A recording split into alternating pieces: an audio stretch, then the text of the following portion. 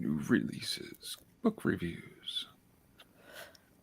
Guess I'm going to learn what Crypt of Shadows is tonight. I guess so. Hi. I see a man thing in there. In a werewolf by midnight. Werewolf. There's a lot of things in there.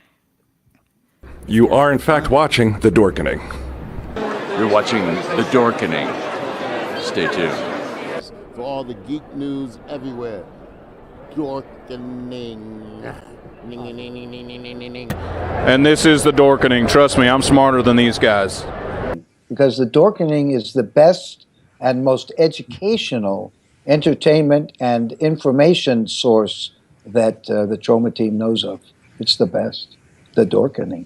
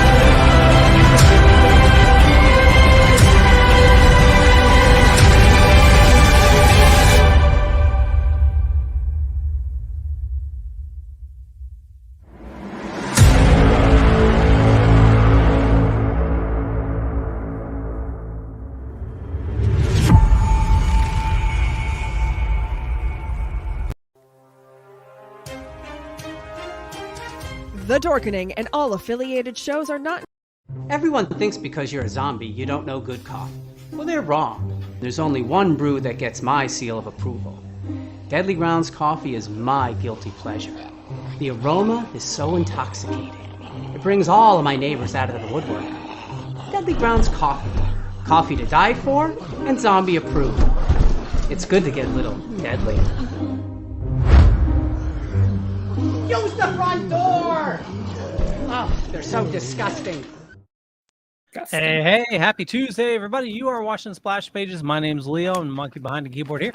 We have a great show scheduled as always. And with us, Jar Jar. Hey, it's me. It's Tuesday, and I'm here with you. Woo-hoo. You are. Where's Rich? There you are. Hey, Rich. Hey guys, welcome. It's another Tuesday night at the award-winning Splash Pages, and we're gonna have a lot of fun tonight. We're down one person, and that's Mr. Drew Mollo because it's his birthday. So happy birthday to Drew! Happy birthday, Happy birthday to Drew! Happy birthday, birthday, Marshmallow Man! And you taste like one too. All right, yeah. Kari Sanders, take us out. All right, I've got a song too.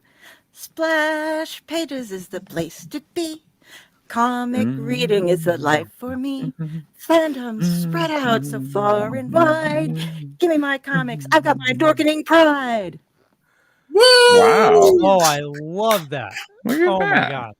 You know that's the one theme song that I memorized. Really? Even like 30 years later, I still remember that word for word. Sing it for us, Leah. Jeez, I shouldn't have said anything. Green Acres is a place to be. Farm living is the life for me. Land spreading out so far and wide. Keep Manhattan and just give me that countryside. And I'll stop right there. Because then it goes crazy. Because yeah, I don't want to sing into her voice. It's all right, Leo. Tap into your feminine side. It'll be all right. Okay, sounds good. So how's everybody doing? It's been a little bit. We're doing. You guys have been busy. Busy. Yeah. Busy and sick and busy. Yeah. Oh, and yeah. We got quite a bit done though. We did. Yeah. Yeah. We did a con, me and you. We did 2 cons. We did 2 cons in the matter of like a month and a half. And now we're less than a month. It was like it was like a month away. Yeah, it's 2 weeks away from each other, weren't they? Yeah. Yep. Yeah, we did Maryland, Poppin' Horror Con, and then Tidewater Horror Convention in Virginia. Yeah. Right. You had an adventure there. Yeah, that's why we're never leaving again. Yeah, me and Leo decided that's enough cons for the rest of our lives. Yeah, at least for the rest of the year. Next year we'll reevaluate. All right. So were both of them a negative experience? I know the second one was a negative experience. Well, the con was great. The people were awesome. It was sort of like we were cursed. We were kind of like a last thought. You know? Yeah. Like they check marked everything else off, and then they were like, "Oh yeah, here's Leo and Jeremy." But it's okay. We're not divas. We survived. We grew. Did. We did. Me and Leo survived Death Hotel. Like. Oh yeah, Murder Hotel. Yeah. Our front door looked like it was kicked in. A few times. Oh yeah. See, I had the opposite. The one con that I've gone to with you guys, we were in room 616. So it was like we're in the real universe. We rock. But but you were in a decent hotel though. Like it was, yeah. We were in a hotel that people lived in. Oh yeah, those are not so fun. Did you say something happened at the hotel that the con was in too? Yeah. I don't know if it's kind of like OD or something. So it's like Murder Hotel and Death Con. So now were the token dead guys in the same hotel as you, or did they have the better hotel? Nope, they were with us. Okay, so they had an equally dreadful room. Yep. Which for them, I think, was kind of worse for them because they had brought their wives to show them all the wonderful things that they do while they're out on the road. Oh my! Yeah. Yeah, I got to see the one room when was it Ben and his wife? Because I took over for a little bit and played you on. Oh yeah. Still Token. That didn't look terrible. I mean. You only got. We only saw the one shot, so he might have lined things up just right, you know. You had to finagle yourself into the bathroom and like scoot around the toilet to get the door closed. Oh. It was the floor of the shower, all the paint was peeling up off of it. Ew. It was something. Oh yeah, and our room wasn't cleaned. Like was. Oh, like after the shower and you walk back to to get dressed, like I had to wipe off my feet before I put my socks on. Yeah. Did you bring like plastic tarps for the beds to just? Oh, I Lysoled everything Yeah, as soon as we you got should there. see Leo when he walks into a place. He Bring out a busts case the of Lysol can.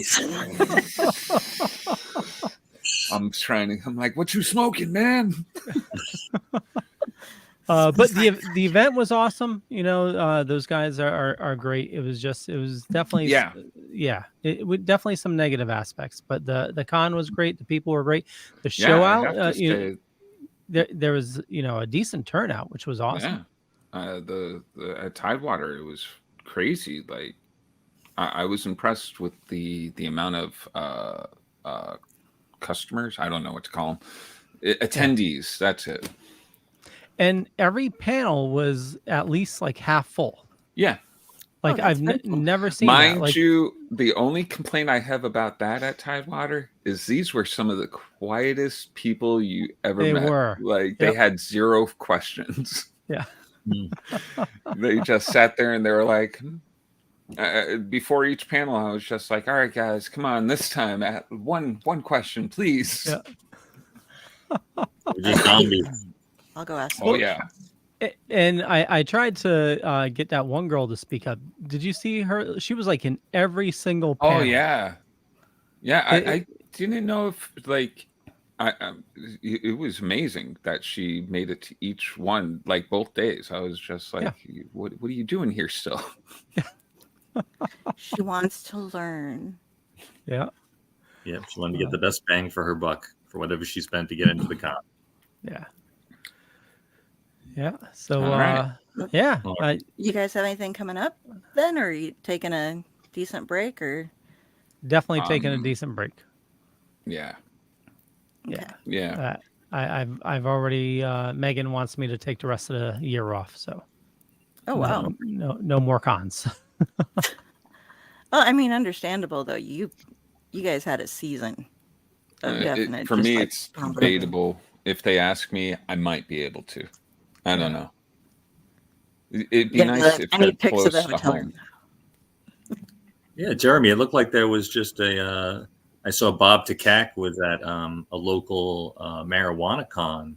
I think it was Marlboro or Southborough, and it looked like it was a con that you could actually they were blowing their pipes and their bongs in there. So really, well, yeah, that's the one we were invited to, Jar Jar. Oh, really? Huh. Yeah, that was this when I heard it was a marijuana thing, I was just like, I already know about all the legal stuff. It was just like, I don't want to go sit at a convention. Boxborough, Mass. Yeah. Why do we have so many Boxborough, Foxborough, Marlborough? We have a lot of boroughs. Because a borough is like a section of a place.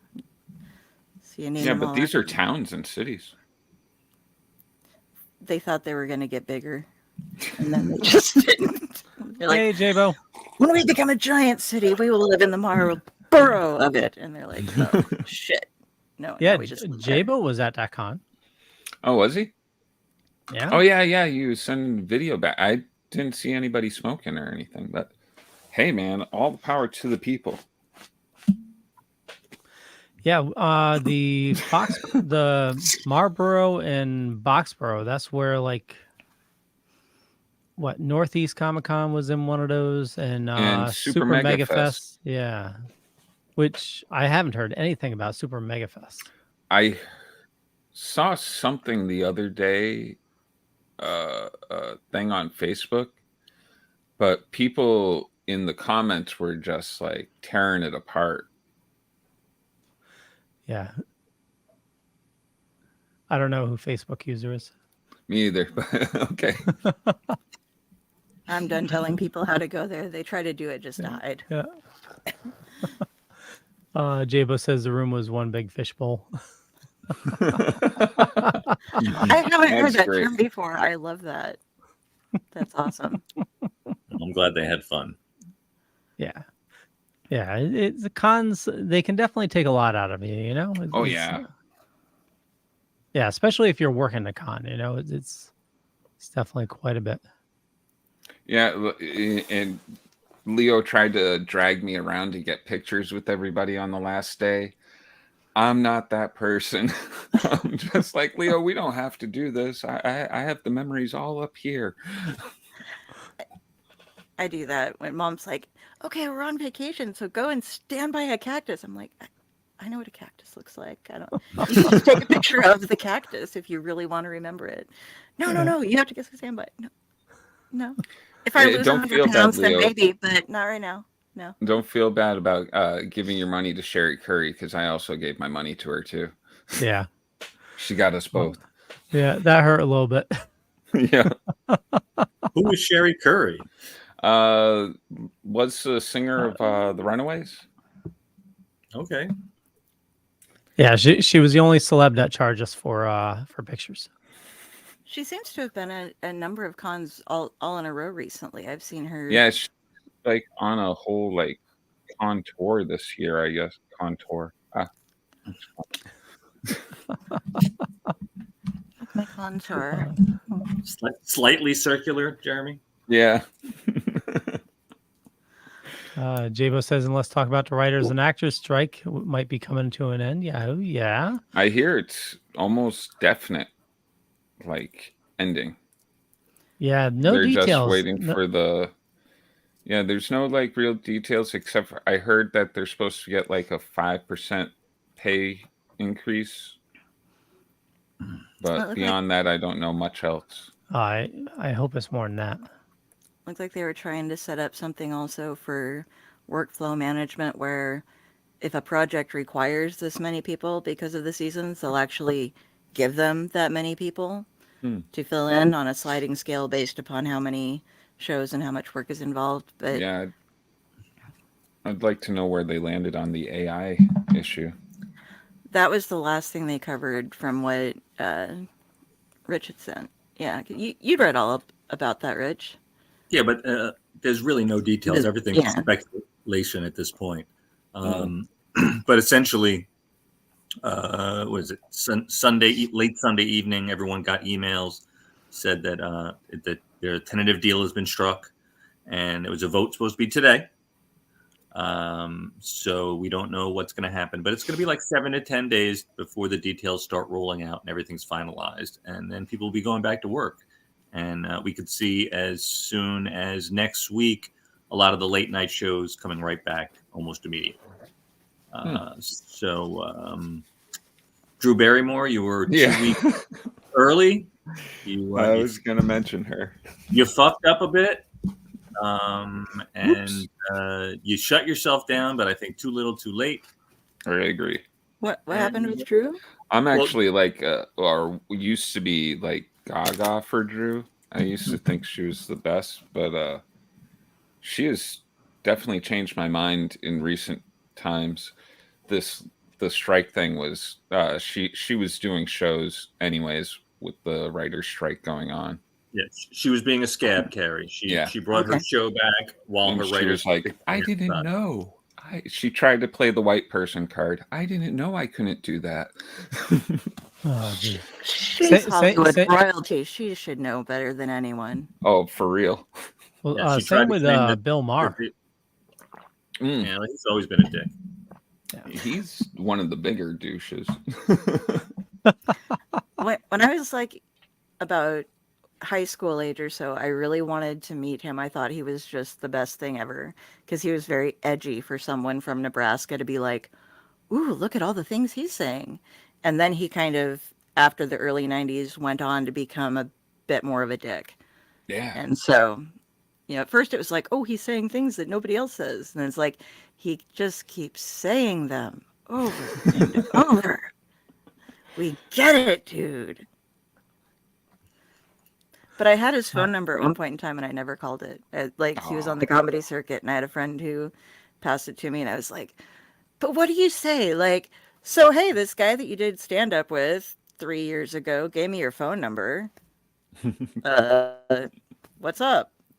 How you doing? And he'd be like, oh, are you a woman? How you doing? Exactly. And Jabo says the AI thing should die. There's actually a big dumbing down of the AI. Oh yeah. Yeah, because so many people are using it and they've been like putting in wrong information. It's Oh no kidding. yeah, so now you have a bunch of like people writing I blogs haven't based off of played. the AI stuff, so it's like perpetuating like Oh no. dumbness. Yeah. There, I Yeah. haven't there played was with it some in a lawyer while, who so used it, and it was like all of there's his plenty of information was dumbness out there wrong. already. yeah, there is. Yeah. You got to fact check, and if you use it, you got to fact check everything. Oh yeah. Absolutely. Yeah. I was As using it. an author, Oh, go ahead. oh, I was gonna say, as an author, I played with it a little bit, just the Chat GPT AI thing or whatever. The not the actual thing, but the like beta version of it or something. And I was impressed with some of the things it could do. Like I asked it to write a sestina, which is a really kind of complicated poem thing about Johnny Depp, and it actually put in relevant stuff and it made sense. And it's a very hard form to follow, but it's a program. But then I was very underimpressed with a lot of other things, but I have found it's a useful tool for research if you'd fact check, like you're saying, going through, and it teaches you also, like, I might not be asking the questions in the right way on Google is why I'm not getting the answers. So checking out the way that it phrases things makes me go, oh, okay, how about I ask Google this way? Oh, that's how I get an answer, And it also helps a little bit in like if you're stuck on a plot point for an author, like I need to know how to have this person or how to make this come to be, and it'll list a couple of suggestions for you. But using it to just fill in for a writer, no, that's It would be too that's no bad right bueno. now. Yeah. I like. Oh no, I was just gonna say it's definitely a useful tool, but we're far from you saying, hey, write me an issue of Spider-Man where he faces off Daredevil and Kingpin makes an appearance, But it is Yeah. good for the versus things. I like to have it like, hey, who would win if Spider-Man fought against Wonder Woman? And Ooh. it will give you like, it won't tell you who will win. It's like, they're both fictional characters, so there's no real outcome. It depends on who's writing, blah blah blah. But it'll give you all of your like Sure. different Stats. stats and stuff, like what they're good at and all that stuff. It's pretty cool. I was doing it with the cryptics when you guys were having like with On Mats and what's his- Monsters yeah, when Raz was doing that whole thing. with Raz. Like, so I could sit there That because was like some fun. of those things I had no idea where they were from. He's like the swamp creature, blah blah blah. I'm like, okay, but ChatGPT The knew who it Melonhead was. kids. Yeah, the Melonhead kids. I was just like, what? Well, they have big heads and they can't do anything, so they pretty much get beat up. Okay, there we go. Okay, so Leo I did put it. yeah, I did it. Yeah. So who would win in a fight, Spider-Man or Wonder Woman, and break down why? So a fight between Spider-Man, typically associated with the Marvel universe, and Wonder Woman from the DC universe would be a spectacular clash of two iconic characters. Here's a breakdown of their abilities and potential outcome. Physical strength and ability or agility. Spider-Man, Peter Parker's powers give him the strength to lift 10 tons, though in some comics this is shown to be much more.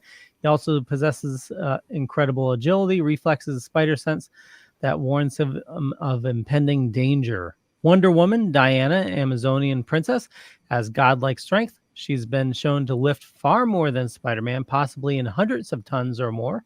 She's also incredibly agile, though maybe not to a degree of Spider-Man's acrobatics. Combat skills, durability, let's see.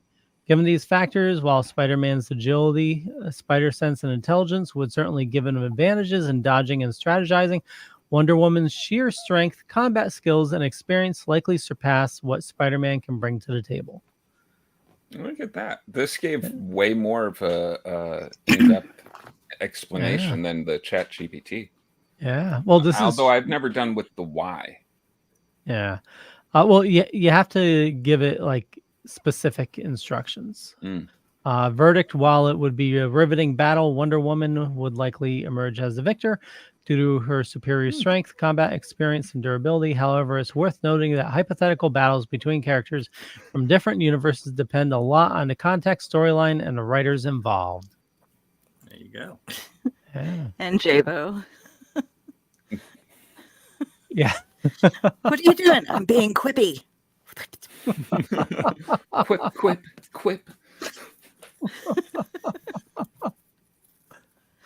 I've been playing Marvel Puzzle Quest, and there was one scenario that they were going into, and it was Miles and Peter were talking to each other at the beginning, or they were on this side, and he was like trash talking Venom, and I was just like, "What are you doing? I'm being quippy. It's what we do. Come on!" And it was just really fun. I'm addicted to this game. Don't play it because you will be too. What's it on? Just Marvel. I went on there. I was doing my insider points, and it was like, oh, if it's on Steam, and it was like, if you want to, it's the like line up 3 tiles or whatever, and it'll help get this person's power, and they drop around, kind of thing. And you collect the comic book covers, and you have Daredevil's daily taco fight and some other strange things. But I was just doing it to get my Marvel Insider points, and then I've been playing it for 2 weeks now. And like, I'll be like, oh, I'm just going to check out the daily thing for today. And then it's 8 a.m. and I'm like, oh, shit. That's Hell so good. yeah. Little escapism. Yeah. Well, speaking of escapism, why don't we escape into the world of comics, since we're a comic book show, right? Right. Yeah. Fine. If that's the way you want to be about it. Comics. So we can talk about some news. Yeah. You know what I just watched? Speaking of comic book stuff, the Adam Eve special from Invincible. Yeah, that was so good. Good. That was really, really good. I was not expecting it to be. I mean, the first season was really good, but I was expecting just kind of fodder for a little special. Something to keep us hanging on. I was like, wow, this is amazing. Yeah. What is Invincible? To be the bad geek out. What is Invincible? It's a show on just Amazon. like you're fired. It was a comic book by Kirkman and the other guy there, but it's from Image. It's a show on Amazon, brought by Seth Rogen and somebody else. I forget who. They teamed up, and it's fantassuperheroes. So what's it about? What's it about, Jeremy? So she knows. Oh, it's superheroes. This kid has superpowers. His dad's from another planet. Without giving away too much, he is being trained to be the next superhero. Oh, okay, that sounds good. Yeah. So essentially, think of like if his dad's like Superman. Yeah. And the kid, he wasn't too sure if he was going to get powers or not, and it's just the kid's going through high school. He's a comic book geek, and he eventually does get his powers, and it's like, what would happen if a comic book geek gets powers? It's a very, very fun show, and it's very adult. Oh, hell yeah, totally adult, very violent. Yeah, extremely violent. Those high school adult. Yeah.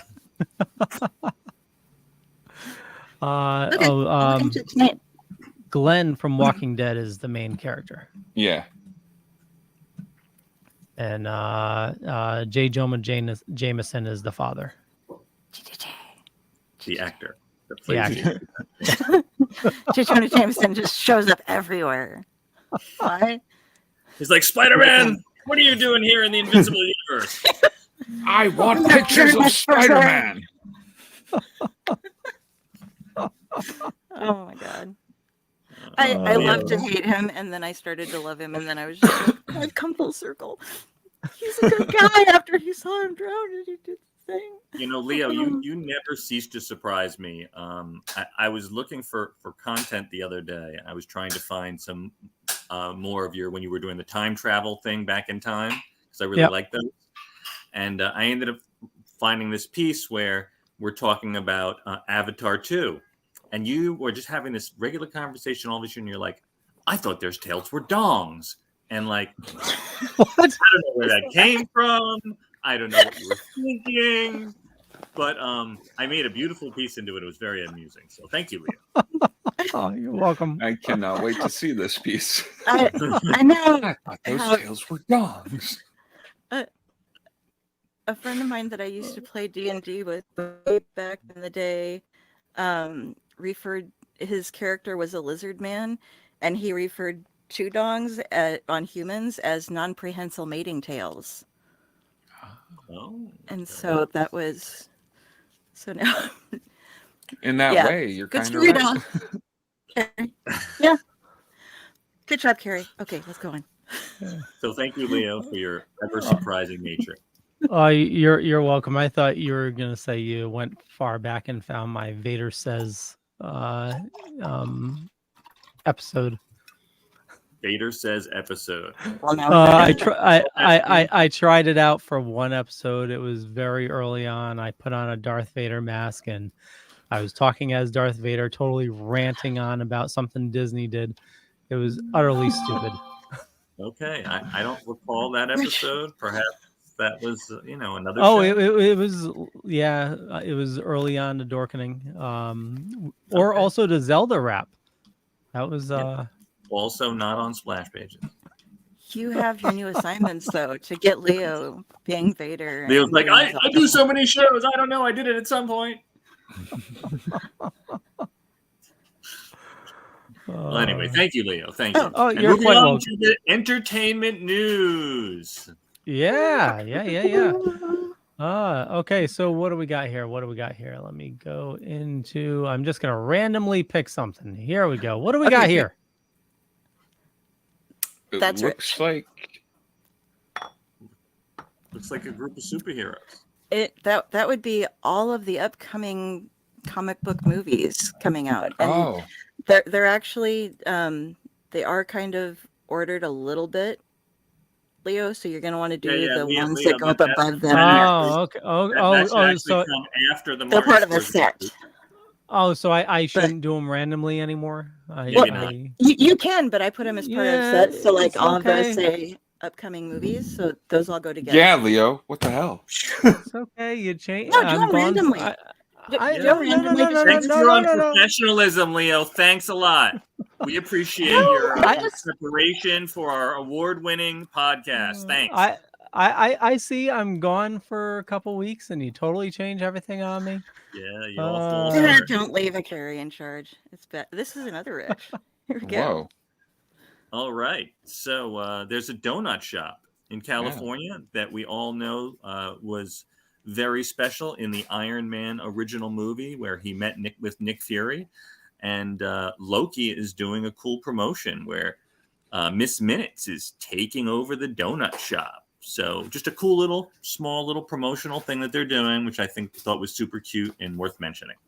There you go. And you saw the big donut look like Miss Minutes, and when you come in, it's the whole TVA spiel, and I'm sure it's a good time if you live out in California. You should go check that out. Yeah, and I don't know if this is later on in the pictures, so don't yell at me. But we also got the a new teaser for Loki. Yeah. Mm-hmm. I gotta watch that. Yeah. And no, we don't have this in the. I really enjoyed the first season. I haven't had many Marvel shows that I felt were misses for me, except for I have to say I didn't watch Winter Soldier, or not Winter Soldier. What was it? Falcon? Yeah, Falcon and Winter Soldier. Falcon and Winter Soldier. Yeah. Loki comes back in next week. Actually, right? Yes. Absolutely. So look forward for that. Is it a Tuesday drop? I hope they don't do it like Ahsoka. No, because when they say a Tuesday drop, it should be like Tuesday as soon as you wake up. But no, they do it at 9 p.m. What the fuck? Then say Wednesday drop. Is that So now, Leo, I've seen some of the back chat, and what some of you guys are talking about, you don't like the Ahsoka show. I'm loving it. I'm enjoying it too. I don't know what you guys aren't liking about it. I mean, they're pacing it out. I thought the Anakin episode was done very well. I love the space whales. The slow draw out of not Emperor. What's his name? Grand Admiral Thrawn. I don't know. What aren't you liking, Leo? It's just I don't know if I'm Star Wars out, but it's just I know, but it's some of it just seems very forced. There's just something off about it that I'm just not digging. Leo doesn't like Ewoks anymore. Yeah, I know. You're gonna hate on anything that's sweet and cute in Star Wars now. Yep, totally. Damn that droid for starting his story a long time ago in a galaxy far, far away. Yeah. I love that. It was great, and we've actually had a discussion in our house that's brought up because of this. Are the robots like Professor Huang and C-3PO, are they sentient? How do they have feelings? How do they fear? Yeah, why do they have anxiety? Why do they have anxiety in some cases? I agree. So anyone have any ideas or that's their programming. Well, maybe AI became sentient then. Yeah, and so it was. What's that, Kari? C-3PO kind of had feelings and stuff. Oh yeah, well, R2-D2 definitely was a cocky son of a bitch. But is that just because they're a robot that programmed to act like they have feelings, or are they somehow somewhere sentient? Or has the AI just told somebody to them be how a to snob? I don't know, because they had that one droid in was it Mandalorian? That was they had one of the assassin droids that because of his program they couldn't figure out how to make him not be an assassin. So I do believe it has something to do with their programming, that they put in these little quirks to make the droids more familiar to everybody around them. Okay. Yeah. All right. So but then it's all programming then. Well, it can't be, because the assassin droid, and I know we're totally going off the topic here, but remember that the assassin droid changed its own thoughts. It became a protector of Grogu. But then after he got destroyed and they tried to bring him back, his original programming was reverted and he became a murder droid again. Right. But again, both in Mandalorian, there was a droid that was scared to do things that were dangerous, which again shows anxiety in a droid. And again, now in Ahsoka, there is another droid that was up in the ship, and he also has anxiety to do certain things. So that's why I was like, can that really be programmed? I have to say, their R5 is way more understanding. Like, you can understand the R5 in that. I think it's an R5 droid. Jar Jar. Yeah. It's the writing. Anyway, so just a little nerd thing I thought was interesting to conversate about. Quick side note before we go back into the geekdom. We seem to be experiencing some problems with people communicating with us on YouTube. You can see us, but we can't see you. Your comments are not coming through. We're very sorry that we aren't putting you up. Hi, Tom Dog. Anybody else who happens to be watching, this happened before once, and we don't know exactly what it is. I know what it is. We're going to double check that. Leo knows what it is. I know what it is. He didn't push the button. Okay. Well, I didn't know what it was. So... No. I'm also using Switchboard, so they could be watching on a channel that Switchboard is on. So Switchboard is not linked, so I can push it out to more channels. Gotcha. Yeah. So they need to go to one of our main YouTube. So actually, go to the Splash Pages YouTube channel. If you're watching on a Dorkening YouTube channel, then we won't see your comments. I'm sorry. So many hoops for people to jump through. Okay. I know. I'm sorry. We make it easy, folks. I know. But we appreciate But you now watching. we know. We do. And that's half a battle. And Tom, I'm sorry if you do want me to come on sometime, let me know. I was busy that one time. I told him before, I'll come on anytime. Then he finally asked me to come on. I'm like, I'm busy. We love you, Tom Dog. Yes. We do. And Tom is awesome and gives us a shout out like every show. So back at you. Follow Brill Pro. Check him out on YouTube. He does some great stuff. That's right. I saw him on TikTok. He apparently this prediction things. He's going to have a hot girlfriend this year. Oh. Drew, what are you doing here? Birthday, Mr. Drew. He looks toe up from the flow up. Okay, hold on, everybody now. Happy birthday, to you. Drew. Happy birthday to you. Drew. Happy birthday,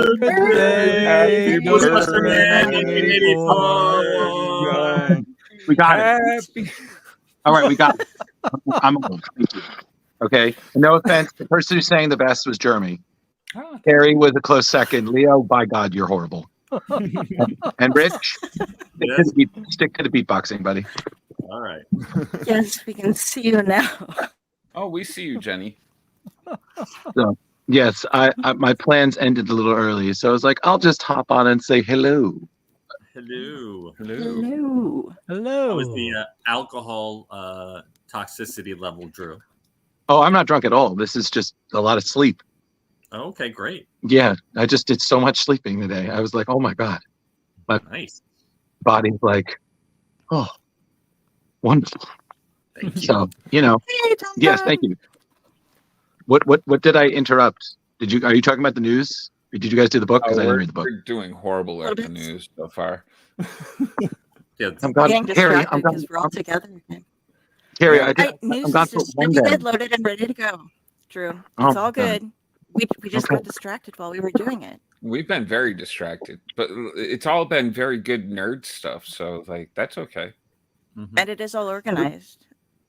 So, Drew, what do you think? Since the last topic we were just talking about, the droids in Star Wars that have anxiety programmed in, AI, or some kind of sentient, C-3PO, the ones that are nervous in both Mandalorian and now in Ahsoka that have anxiety. What do you think? Chime in. I think it's a personality. And I also would like to point out I'm of the minority who do believe that 3PO and R2 are a couple. So, I do feel that they're one of the long-standing, strongest couples in the Star Wars universe. Oh. I mean, they've been together for so long. They bicker like a couple, and yet they're still together. So that's my feeling. So God bless you two, and may the force be with you and bless your union. Thank you. Thank you. Hashtag droid love. Every day. All right. Leo, what do we got next on news? Okay, Planet of the Apes. Oh. Beware the Planet of the Apes. Yeah. It's written by Mark Guggenheim. Art by Alvaro Lopez. It's a prequel coming in January of 2024. It's a prequel to the movies, and it looks very beautiful. Well, it makes sense because Marvel was originally doing I believe Marvel back in the day, they did some of the original adaptations, and this is the original one. This has nothing to do with the Tim Burton. This has nothing to do with the Anthony Serkis. The one is for the original. This is the original. Oh, I thought these were the newer movies that. No. Okay. Yeah, these are the original ones. So we're going back. So this is taking place before Charlton Heston ever does his Dr. Zaius. Yeah, get your hands off me, you damn dirty ape. So, it's very exciting. So I was like, wow, that's bold. And, that should hopefully bring us some sales of the movie. So, yeah. Cool. Ooh. Drew cannot take the night off. No, I can't take it. We're almost met. Hold on, you're wearing a shirt with chimps on it, aren't you? No, this is my Gorillas Ghostbusters shirt. Ah. But fun fact, I did get some new shirts from a friend of mine, and they're beautiful. 2 Jim Lee Batman and one is an old school Wolverine. But I think some wires must have been crossed because I think Leo could actually wear my shirts. That's the size that she got. I was like, I'm not a 3X. But I was like, thank you for making me feel better when I put the shirt. I was like, look at the weight I've lost. Oh my God. I was like, I was like, shirts for 40 years. Exactly. I was like, if you just stop eating McDonald's, everybody, look at all the weight you lose. And I'm just like, these will shrink in the wash. And I said to my friend, I was like, I love you, but I'm an XL. She's like, oh, I'm so sorry. It's like, it's okay. It's fine. They're beautiful. They'll shrink. Oh, you could wear them with your Deadpool. Oh, yeah, you could put them. Deadpool can have T-shirts now. You've done. Kari, what's the next news? Like it's like herding cats again. I'm gone one day. Ooh, this is me. Yes. Like, hey, this is me.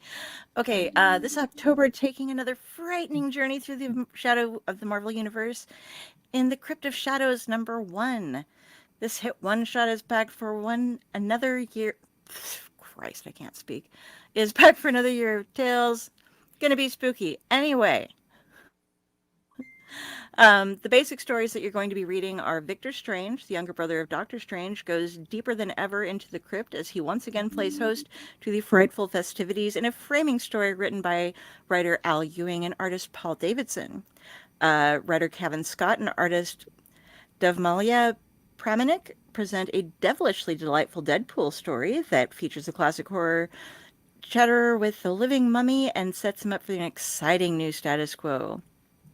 Current Scarlet Witch scribe Steve Orlando and artist Paul Azaceta weave a Scarlet Witch story where she faces a terrifying new villain called the Bricklayer.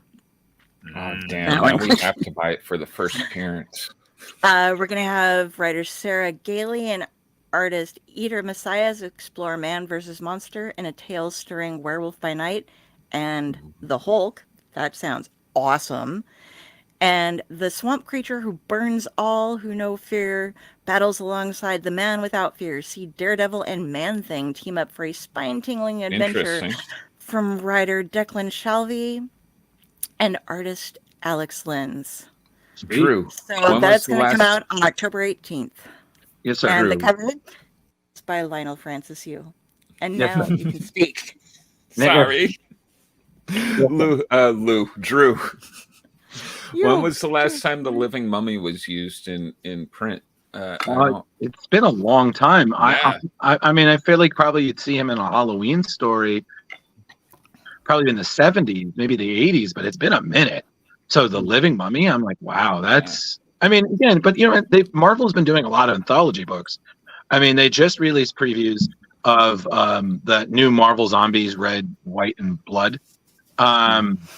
Which looked cool, but I was just still like, do we really need this? So, but they've been doing a lot of anthologies, and personally, I think it's good because it's a nice way to have your small stories, but you also give newer writers a chance to really kind of get some cred, get some characters out. Yeah, but it seems pretty cool, and honestly, Marvel has been really laying down a lot of really good Halloween stories, and I know people like Kari. I never get the pointing right. Kari, on my right, will be very excited to read those because it's the horror that lays in her heart. Yes. Yes. And I believe it was Paul Kupperberg who was talking to us before about we not necessarily needing more anthologies, but what good anthologies do as far as letting people have one concise, complete story without having to go on forever. And as you were saying, introducing in new artists and new art writers and letting them get a chance to just show off what they can do. Yeah, totally. So give them a chance, man. We will. I think that's what comics should really turn into. Like, I think we need to go get past this, issue by issue, just go storyline by storyline. What was it? The 60s and 70s had a lot of that. Like you'd have like 3 different stories in your normal comic. Even Batman would be like 3 different stories in the regular run. Yeah. Well, I think honestly, Leo, what it really needs to be more of is it needs to be more comprehensive stories where, kind of like when we read superheroes, right? Every issue, you knew exactly what was going on. So if you even picked up the first one, you had a complete understanding of what happened in the other one. So even if you didn't, you could still function the story. Like, what was it? I think it was Paul or someone interviewed said, if you can, no, it was Art. Art said, if you can pick out issue 24 and read it and you still know what the fuck is going on, it's a good book. But if you pick up, I have no idea what's going on. Like, who the hell is this? It's bad. So, well, yeah, it's like the frigging Gotham War that's going on right now. And yes, I'm gonna, Leo, we got it. Gotham War bad. You've got to stop. You got to let it go, man. I know you're just because you were high on that Chip Zdarsky wave. You were like, like, this is great. Chip was the man, amazing, and now you're like an Italian grandma at Olive Garden. You're like, what the fuck is this? Well, I have to tell you, part 3 came out last week, and I finally read it, and it's not by Chip Zdarsky, and it got even worse. Oh my god! Yeah. Okay, Leo. What do we tell you every time this happens? If you don't like it, don't buy it, because then they'll stop writing it.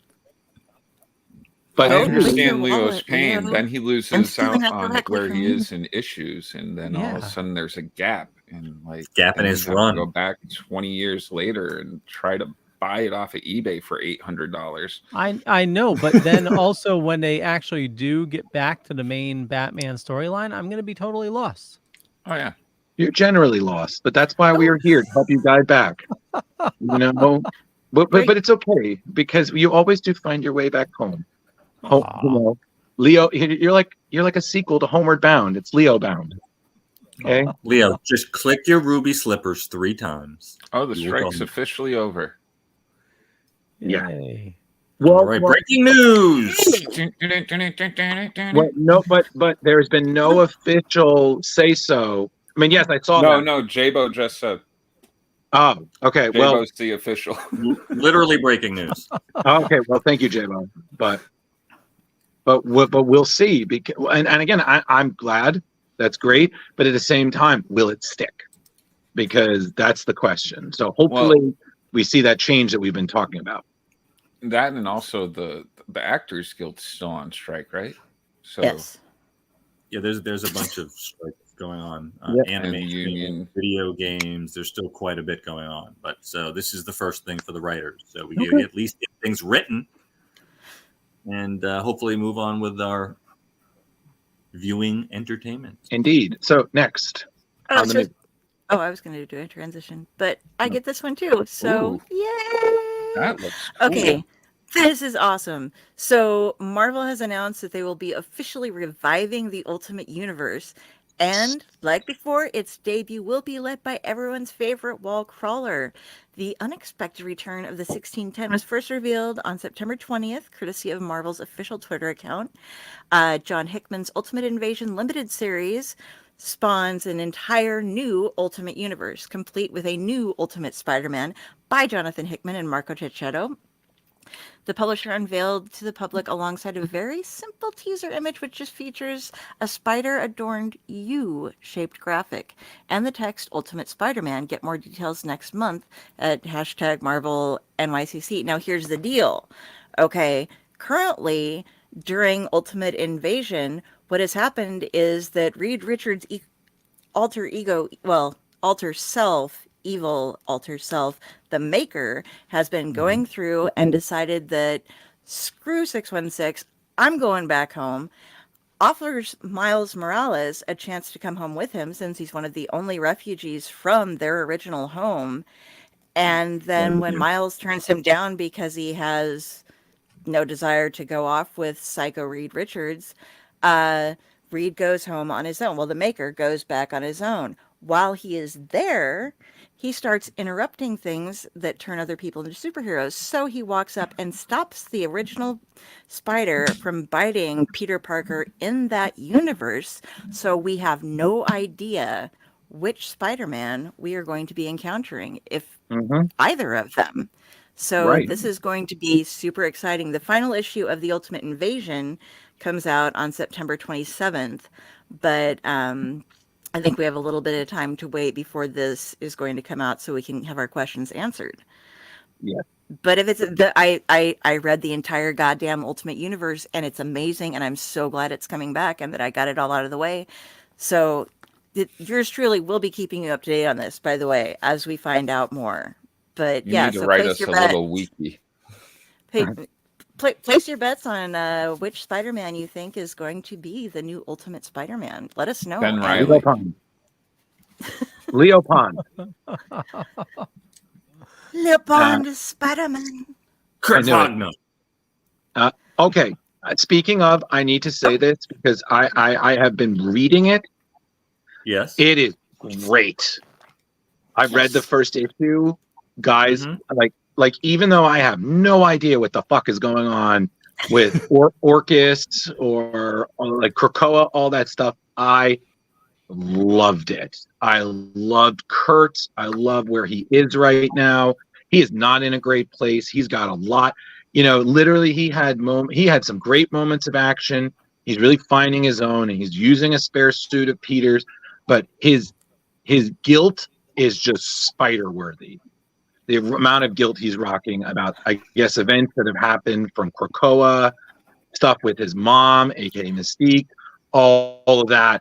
And it's like the story was really surprising. And I honestly need to tell you this. I've read that. I've read Tom King's Wonder Woman, which was also great.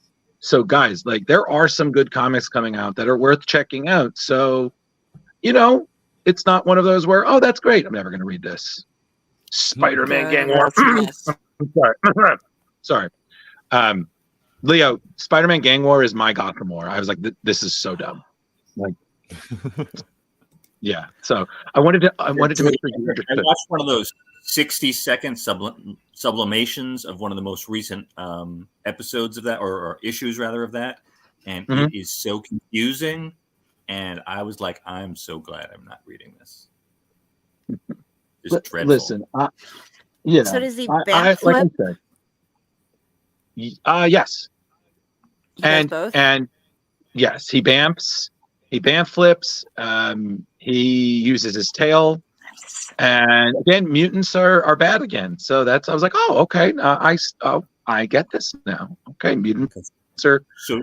Zero web shooters, Drew? Zero web shooters for Kurt? Nope, just bamping.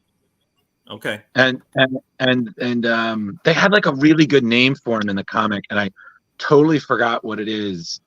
But I'll go back to it. But yeah, it's actually, guys, I really say it's worth it. Definitely check it out.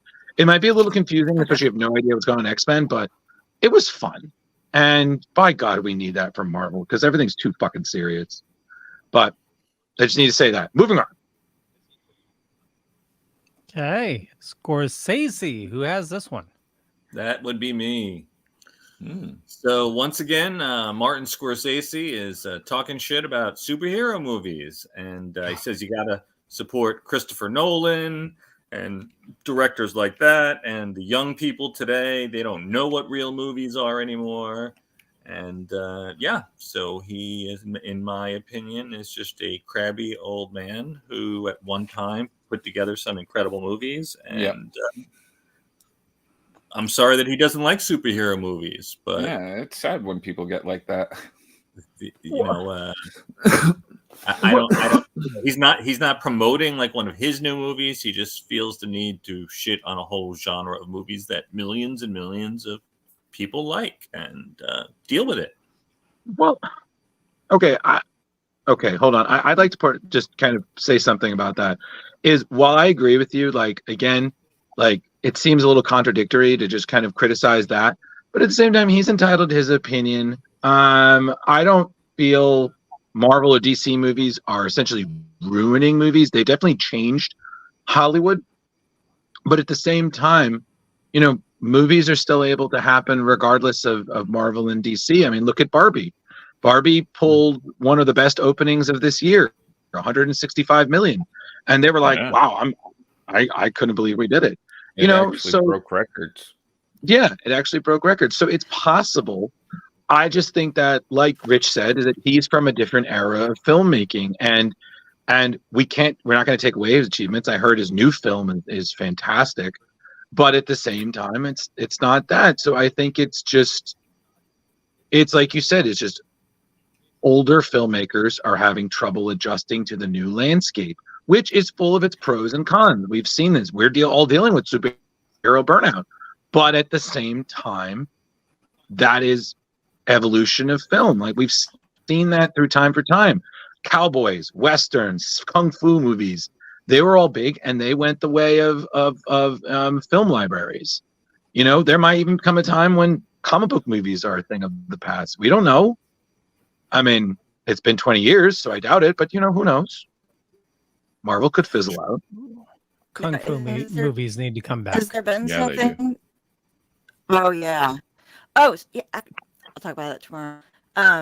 But have people been approaching him in any way, or has it been affecting him in any? Like, is there a lawn that they're on for him to tell them to get off, or he just decided, like, look at those punks down the street, and I'm not even going to let him get close? He's just been doing a bunch of interviews. One was a big GQ spread, and I just felt that he's angry and he needed to let people know about it. Well, but that's the thing. If he just came out with that, that's one thing, because but if somebody provoked, you know what I mean? Like if somebody asked him and kind of provoked it out of him, I was like, guys, come on. It's obviously not his genre. Yeah. No, also I see think a Scorsese comic. Like I don't think his last movie did too well, and he was probably using that as like an outlet. Oh, it's these superhero movies or whatever. The Irishman was not good. I don't know. It was 3 long. Leo, it was 3 hours long. Yep. And then some people could say, well, so was Endgame. I was like, yeah, but Endgame moved. But I mean, again, it was 3 hours long, and it was at the beginning of the pandemic, right? Right. It was. So listen, let him have he's entitled to his opinion. He's earned it. But I mean, I take more value in his opinion than anything James Cameron has to say. That's just my 2 cents. And whenever he criticized superhero movies, I'm like, you almost did a Spider-Man, so go fuck yourself. So whatever. So, all right. Well, Marty Scorsese, hope your new movie does well. We won't ask you about superhero movies. We've learned our lesson. Got it. Move on. Speaking of Spider-Man, it's Spider-Man. Spider-Man. He has a new uniform. He does. It's in you find out starting this past June, 5-issue saga that began in June, written by Nikesh Shukla. Hopefully that's even close. That's pretty close. Designed by Tatum Guy. Yeah, I'm not even gonna try that one. You're doing fine. Yeah. Right now, what we have on the screen, that's a variant by Adam Kubert, which is nice. Friggin-tastic. Well, it's one of the Kuberts, man. They always do good work. Oh, yeah. And it's funny because I've actually been reading the series. Like I read the original series back in 2003, which was pretty good. I'm not going to lie. It was interesting seeing Spider-Man mixed in with that mythology. The new series definitely takes some nods from the Spider-Verse. But it's pretty, again, it's an Elseworld, so it's just a different take on it. In the new series, he's dealing with his version of the Lizard, and some other guy who's kind of Norman Osborn-y, but a little bit like a J. Jonah Jameson. But it's really interesting, to see the differences. But I mean, he's been rocking the same costume since 2003. I mean, I would say he's earned an upgrade. Yeah, it's time. Yeah. Yeah, I really enjoyed his portrayal in the Spider-Verse movie. Oh, it was beautiful. Yeah, absolutely great. Totally. But okay, yeah. Well, hey, listen, new suits. Yeah, and that's because they're on issue 3 right now. So we'll probably see that Jeremy, near the end of the year. I would say probably by end of maybe November. Yeah, I think because they're on issue 3 right now. So yeah, so probably October, one in October, one in November. Yeah, if they're staying on target. So hey, check it out, everybody. Yeah. So Kari, there's a bunch of Spider-Man images. Are these all in together or? Those go in one thing. This starts off and I'll tell you when to switch to the next one. This is Miguel O'Hara's Spider-Man 2099. He has got a whole bunch of different artists working with him through each of this. It's a 5-issue series that's coming out with some of Marvel's greatest horror icons. Now, all of the covers that you're going to see were done by Nick Bradshaw. But I will let you know who the different artists are that work with him in each of the comics. That one that we had just up right now is going to be Blade team up with Spidey versus Marvel Zombie, and that arc is by Devmalia Pramanik. The next one we have going on, number 2 is Dracula, and that he's working with Steve Orlando. Number 3, we're going to have, he's working with Jason Muir, maybe, on Werewolf Unleashed. That's actually Man-Thing, I think, with Stefano Raphael. I might have gotten those out of order. Because that's terrible. That is Terror. Yeah. That is Terror, with Chris Campana. And then the last one left should Oh, be no shit. Chris Campana? Yeah. There we go. Really? Yeah. Oh, dude, he's like a good friend of mine. Like, he's been getting some Marvel work lately, Jeremy. So he's finally so glad breaking for him. through. Oh, if you guys ever get to check out his art, man. if you ever get to check out his artwork at a con, I would totally suggest it. His Masters of the Universe art is amazing, but I'm biased on that part. Did we lose a Drew? We did. We seem to have. Yeah. He was like, "F this, I'm gonna go get drunk." Well, it's his birthday, so yes. Go shorty. It's your birthday. You gotta party like it's your birthday. Yeah. Gotta sip Bacardi like it's your birthday. You know, we don't feel give like a Miguel fuck. O'Hara. Come look at that. So what else we got, Leo? The Superhero's Journey, a graphic memoir by Patrick McDonnell. It's a gorgeous tribute to Stan Lee and Jack Kirby and other creators of the Marvel Universe. I don't have any idea when it drops because I did not write it down. It's already out. Oh, it's already out. Look at Drew. Drew is on top. Look, Drew, why don't you just stay? Listen, I couldn't leave you guys unsupported. So, but a few things, because I'm sure Kari already covered it. So Steve Orlando is handing all the Spider-Man 2099. He was the one who did one of the previous series that brought 2099 kind of back into the Marvel foray. 2099, aka Miguel, showed up a little bit during Nick Spencer and Patrick Gleason's run of Spider-Man. So you saw more of him, but Steve Orlando kind of picked it up. He did a little stuff back in the day. Now he's back for the 5-issue miniseries. So, like I said, he's been doing a lot of horror. So again, October is pretty much a horror month. So they've really been rocking that. This Patrick O'Donnell, right, Jeremy? McDonnell? McDonnell. Yeah, Patrick McDonnell. He just basically took a book and he said, I want to tell the story of Marvel, but I want to kind of mix Lee, Kirby, Ditko, and a couple of others into this kind of a world. His style very much is reminiscent of early Marvel. You know, it's a little cartoony, it's a little simplistic, but it's still got a lot of that nice promise. So I think it's, again, when I saw it, I was like, you know what, this is cute. This is cute. It's a different part of Marvel back when, you know, Marvel was really kind of getting its legs. And, you know, why not? You know, we've advertised a lot of other books. And, you know, from what I understand, I mean, admit, I myself, and I believe Kari shared it with me, is that we're not the craziest on the style, but the story does seem pretty good. So, you know, felt it was worth reporting.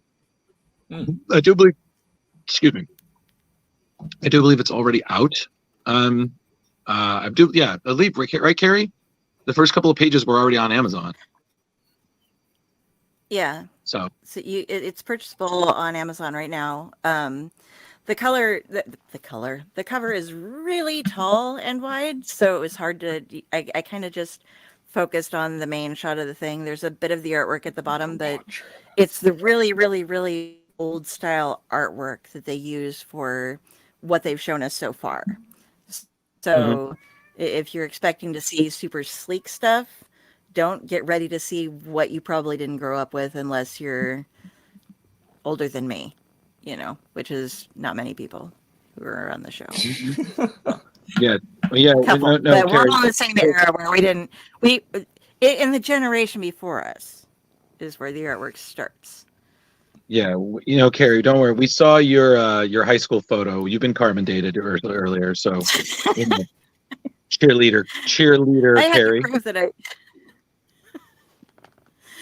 Yeah, Jeremy. That was supposed to just be in the group chat because I was like, look, I wasn't always a goth. Yeah. No, guys, I saw it. I was like, yeah, she was. yeah, I was like, look, how do you say you were Stranger Things before Stranger Things? You know. So I was that cool. But yes, Moving on. Yeah, moving on. But yeah, thank you. Ooh. Yeah. Okay, So now you have a these bunch of are- stuff. Yeah. What is this, Kari? These are all. Rich brought up the upcoming Marvel and DC movies, and if you go to Brand, you can see it there. I put up like 6 of them, but there were 37. So you're on, Holy dude. crap. No worries, no worries. So, in opposition to Martin Scorsese, the Marvel and DC movies are not going to stop anytime soon. There's still an insane amount of anticipation for the releases coming out the rest of this year and into next year, including the Marvels this November. And right after that, we have in December, we've got Aquaman and the Lost Kingdom. And going into next year, we're looking at Madam Web in February, followed by Deadpool 3 in May, followed by Captain America Brave New World in July, followed by Kraven the Hunter in August. It's Kraven time. Folie à Deux in October. It's Kraven time. And then rounding out next year, Thunderbolts in December of 2024. So they're not going to stop anytime soon. They keep rolling, and we're going to keep watching them. And Marvel has plans up to like phase 20 something. So like, yeah, it's ridiculous. Yay! More They're nerd counting content on the to breeding enjoy. of different artists and writers to get the generation growing up that will be writing the comics that we're planning on seeing in phase 22. I've heard about it. It's a SHIELD project. Yeah. Well, we understand that, you know, there is going to be burnout at some point. yeah. And like Drew said, you know, earlier, it's all these movies have their phases, you know, Westerns and Kung Fu movies and whatnot. And superhero movies will be a part of that at some point. And, you know, we'll still get superhero movies, but it'll be far and few between. But I think we're going to get burned out really soon. I think I what don't we think need to that's happening see. anytime soon, Leo. I mean, no matter what, they have planned for at least the next 5 to 10 years. Well, they may be planned for 5 to 10 years, but what if, you know, in the next 3 phases, you know, barely anybody's going, you know, except us hardcore people, you know? Right. What I think is that they need to take and make sure that, okay, it might be a comic book movie and it's based on the comic book series, but they need to stop making us have so much back work. I understand some people might just enjoy watching the shows instead of watching the shows as homework to watch the movies, you know, because they're more of a show type of person. But they need to be able to stand on their own, like you were saying way, way, way before. And we think, wasn't it Art Baltazar who said, if you can grab this and just watch it standalone, it has enough explanation in of itself that you can enjoy the movie. then they're going to be making successful movies for a lot longer because you can skip seeing every single thing in the series and still see the characters that you want to see without having it be an assignment. And they mentioned that thing Something that that you have happened to in work New York. towards. Yeah, if they just like, I mean, they don't have to have so much backstory that it's like half flashback or something, but just make the movies so that they can stand a bit on their own, unless it's like a sequel to something, obviously. Yeah, I but- kind of like the where they just have the little Easter eggs in it, where like you'll see a newspaper clipping that like signals to something back in another movie. You don't actually have to have seen the other movie. It's just like, oh, if you want to, now you can go check it out and find out what happened. But it's not like pertinent to understand what's going on in the movie you're watching. Well, the thing being is, Jeremy, just like how Stan Lee always said that one of the downers of films was that you couldn't have thought bubbles saying what the characters were thinking. It's the same thing like in comics. Whenever they reference something, they have that little star, and then they have that little box at the bottom said last seen in issue said such and so forth, and hey. Yeah. So, But yet every single movie and show within the past couple of years has not referenced that stupid celestial that's sticking out of the earth. Yeah, what the fuck? I'm so confused about what that even is and how it works.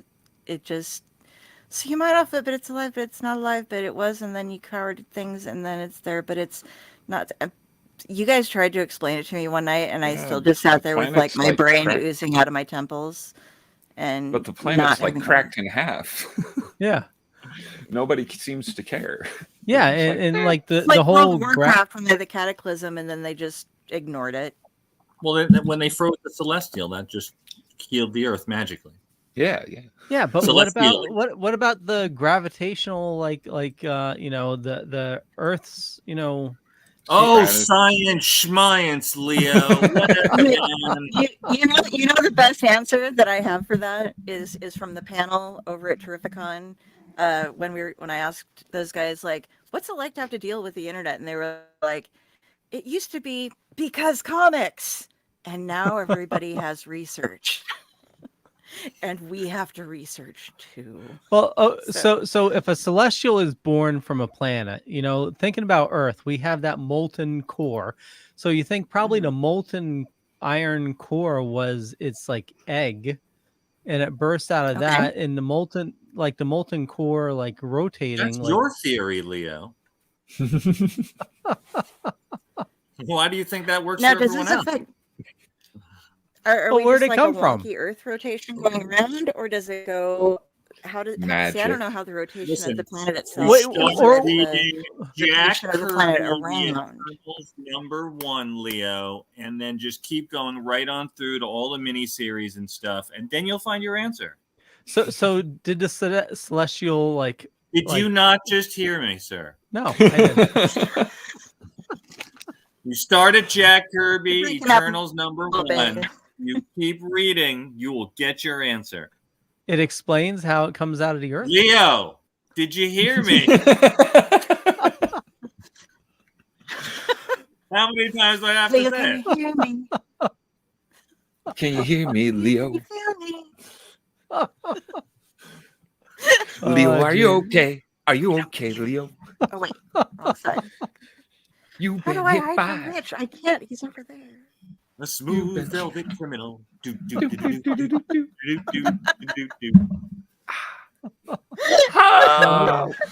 on to the next story. Okay, yeah. Jeremy. Wonder Woman. So this is the new Wonder Woman 1 that dropped last week? Yeah. And is already commanding a second printing. I believe Tom King is the writer on this. And he got the anticipation going. He's got the world of Wonder Woman, like he's making comics sell. It's kind of impressive. I don't remember the last time I heard anybody talking about a Wonder Woman comic. Have you read it, Jeremy? I have not, sadly. Okay. I really enjoy Tom King's stuff, so I might check it out. Yeah, he did have to say about it that this is very cool. The new Wonder Woman #1 cover completes the Jim Lee DC trilogy triptych with Superman on the left, Wonder Woman in the middle, and Batman on the right. Yeah. So Trilogy. So Well, I remember from his Terrificon panel, he's saying, it's That not looks always beautiful. easiest to draw Tom or to write for Tom King. For Tom King to write Wonder Woman, because she has been retconned in her history so many times. It's hard to do all the research, as we were discussing earlier. So I guess people are interested in what he is spinning. I'm definitely interested. That's which is weird because that's the thing we were I'm just- one of those. oh. Oh no, go ahead, Kari. No, I'm way off. Go. Oh, I was just gonna say that I'm not a normal reader of Wonder Woman. I tried one of her books probably 2 or 3 years ago, and it's just not this, which is weird because I love mythology and stuff like that. So I thought it would be like the perfect place for me.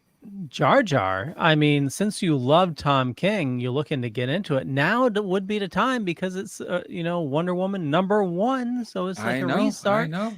Dawn of DC, Dawn of DC.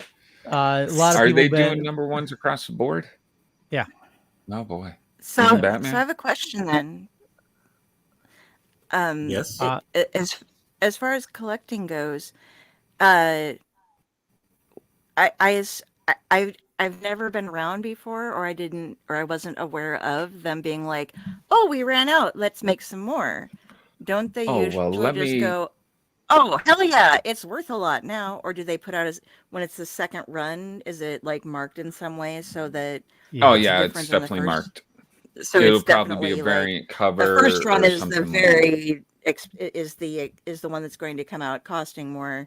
The second run is, well, hopefully, unless there's some weird glitch or something, but the second run isn't the exact same thing. Do they do this more often than I'm aware of? Yeah. Yeah, right now right now it is selling for around $16. I think. So, and since it came out just last week, that's pretty cool. Whether or not it will hold that value will be another thing to watch. A lot of these books, when it first comes out that they're going to be reprinted like that so quickly, they'll get an automatic boost. But if the story doesn't hold, which I have no doubt that it will, they drop down pretty quick. Okay. Actually, you can get the Art Germ cover for about $10. I was talking about the original, but yeah. And what I really like, have you ever seen the AOC cover? Hold on. The Wonder Woman second printing looks like it's going to be a foil variant. Oh, so they Jim Lee.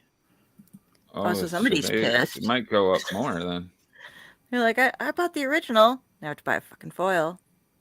Yeah, pre-sales are already at $10. Yeah.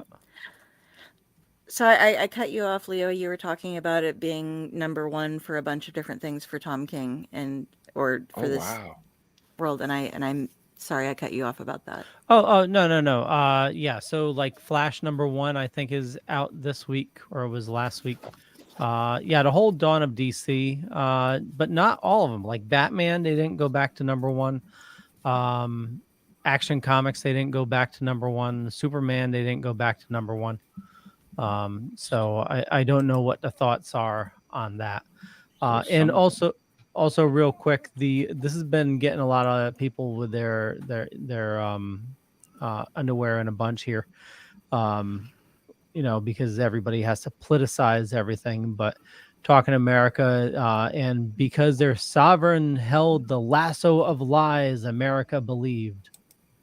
So, I think it's Tom King, he can get a little political, but with today's climate, I think that's pretty poignant.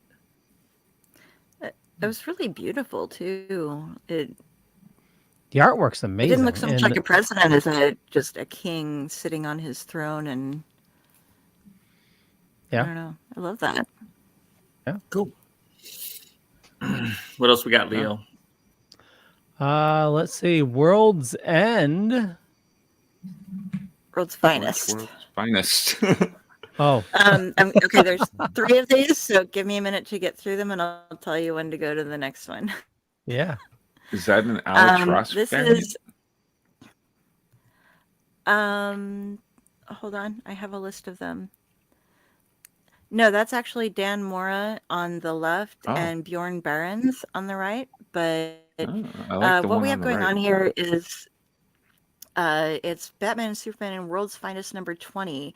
And they're going to team up the Dark Knight and the Man of Steel with a jaded Superman and a broken Batman, a war-hungry Wonder Woman, and other reimagined superheroes from Wade and Ross's Kingdom Come. This arc in particular features the return of Superman's protege, Boy Thunder. DC originally published Kingdom Come as a 4-issue limited series in 1996, and they have revisited it numerous times. Back in December of 2022, there was an issue number 10, soon revealed that Superman's newfound sidekick was actually destined to become Magog. If you want to go up to the next set of covers, there are 6 variant covers for this. So this would be Dave Nakayama on the left and Daniel Sampere on the right. And then the last 2 covers, and it kills me how many covers he's got. That adorable one on the left is by Chrissy Zullo.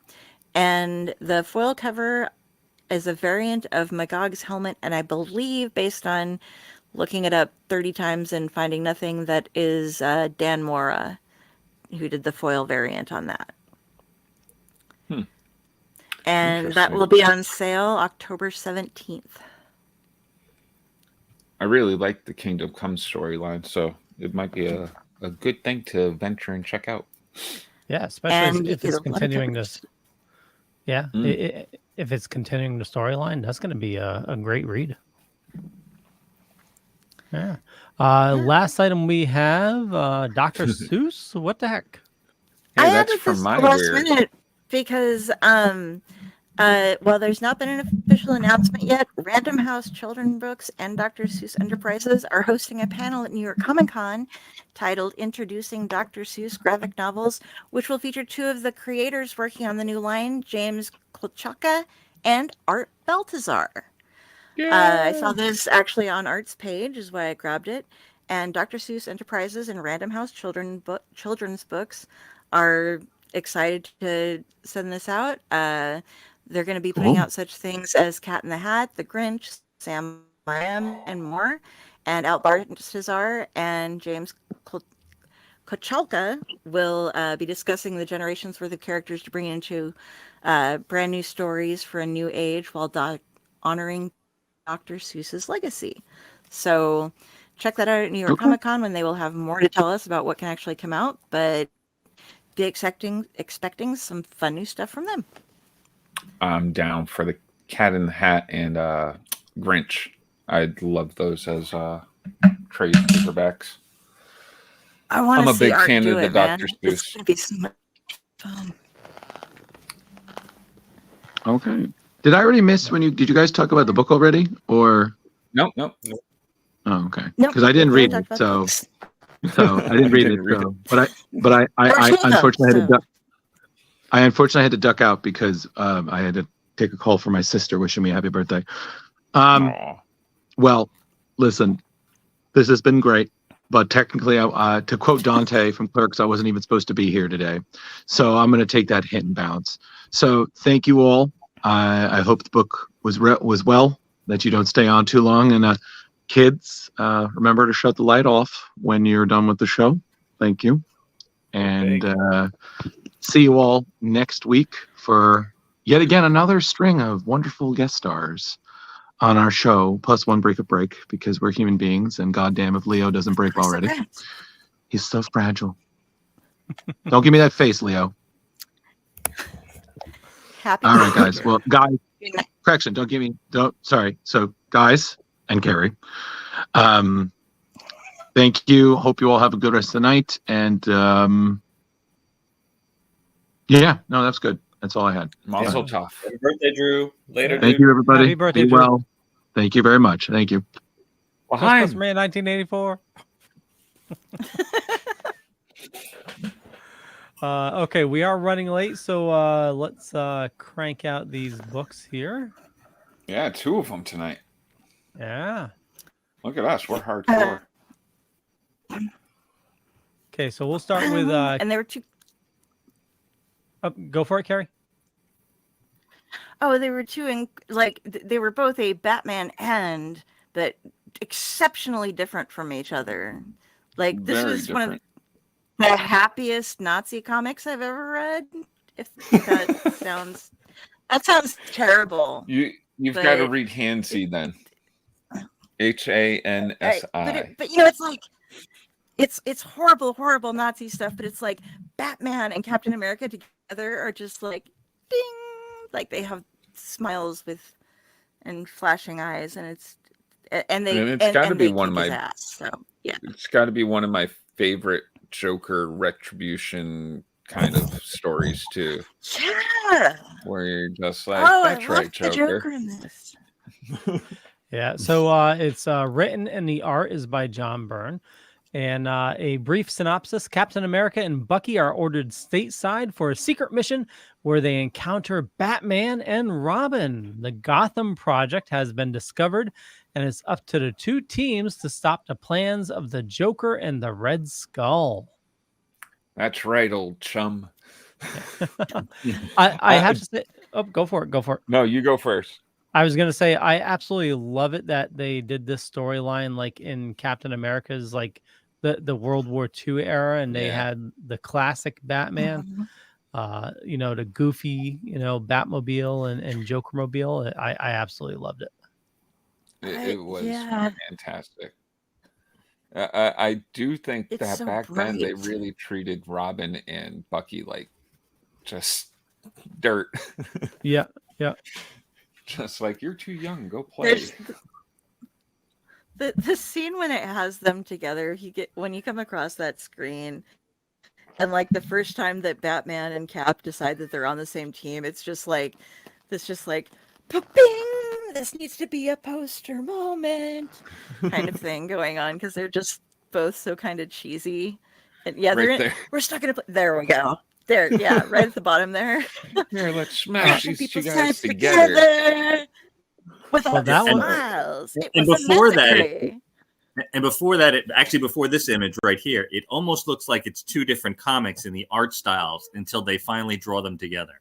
Yeah. Yeah. I mean, John Byrne and has it- classically done Captain America many times, but I don't know how many times he's done Batman. It was interesting to see them try to merge the 2 art styles. His Batman It's reminded me a lot of a Superman. Like, facial wise, I was just like, wow, he looks a lot like Superman. Only with the mask. But yeah, I get Yeah. you with the smirk and stuff like that. They've got the Oh yeah, I've got the because jaws, just you've not got used to jaws, Batman and the being cheekbones. so happy. Jolly. Yeah. And they trade off sidekicks. Like they have the same Yeah. mask, just different shirts, and they're like, you do this. It's so much fun because they assign Steve Rogers as Bruce Wayne's bodyguard. Right. And then when they Yeah. discover But who each other are through fighting styles, they just start like laughing at each Oh other. yeah, It's that very was goofy. hilarious. They're like, oh my god, this guy fights way too Only good 10 to be. people in the world know this technique. I'm sorry. And I read it. I just had the most fun reading this. yeah, and of course, you got to love that the Joker, of course, didn't realize who his partner was, and when he does realize that, he's like, "I'm not working for some fucking Nazi. You got to be kidding me!" Yeah. And then he ends up sabotaging the whole thing and actually becoming sort of the hero of the story. Now, the Joker did this before, right? In not year 2. Did what, Leo? There was something where he Was the hero?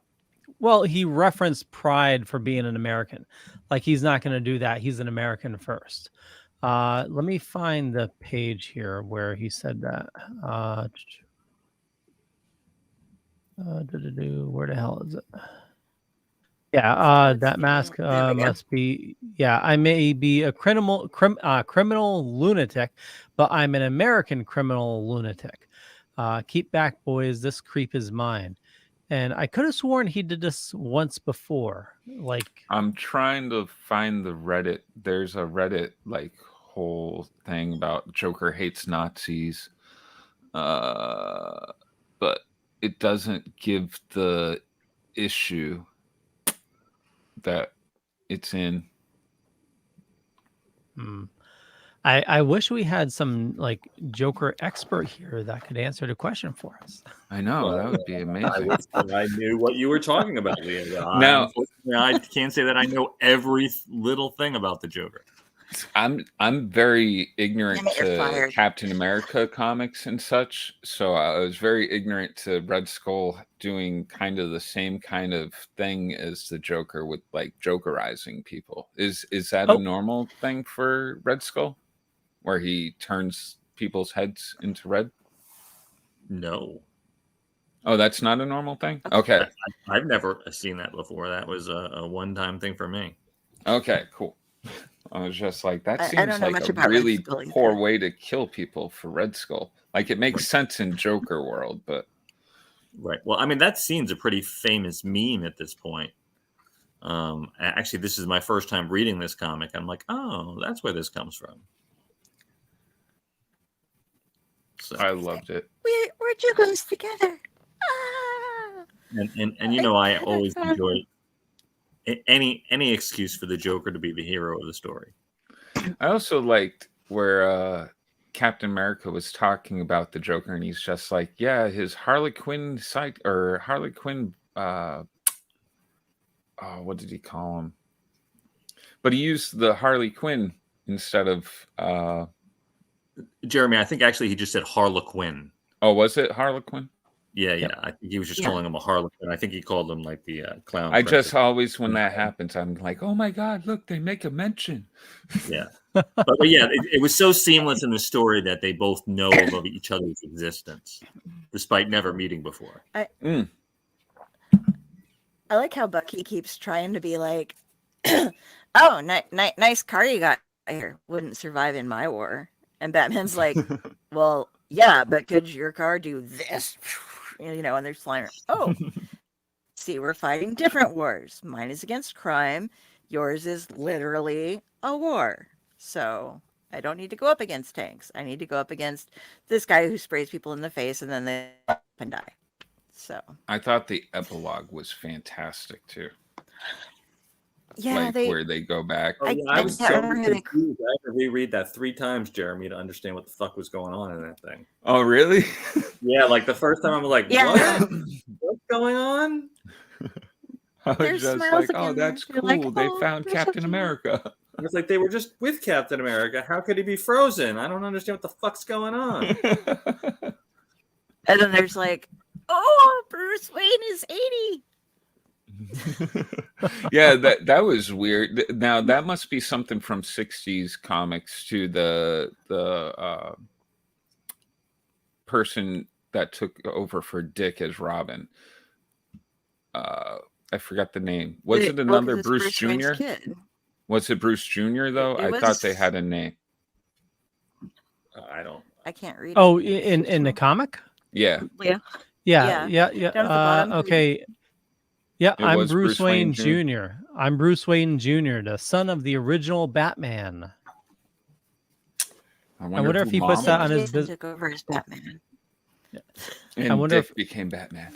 Yeah. I wonder if he puts that on his business cards. Bruce Wayne Jr., son of Batman.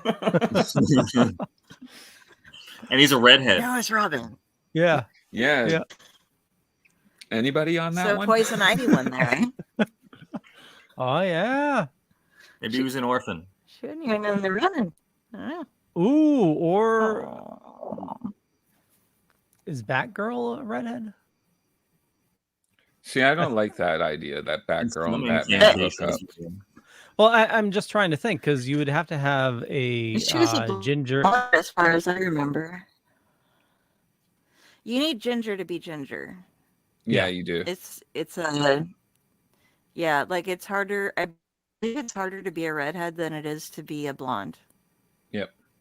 It's one of them traits. Yeah, it's because we're harder to Yeah, manufacture I have since we dark have hair. no soul. Also, Leo, back in the early days of Batman in the war times, I don't think there was a Batgirl. I think there was a Batwoman. Mm. So, just Oh yeah, fucking up the continuity. yeah, Yeah.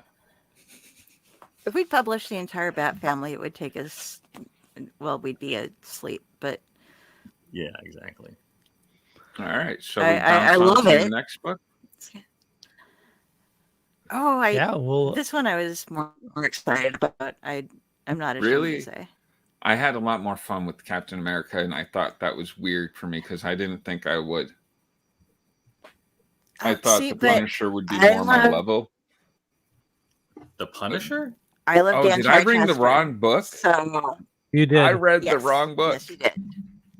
Jar Jar, Yeah, same no, here. This is the Dan This is Chichester one.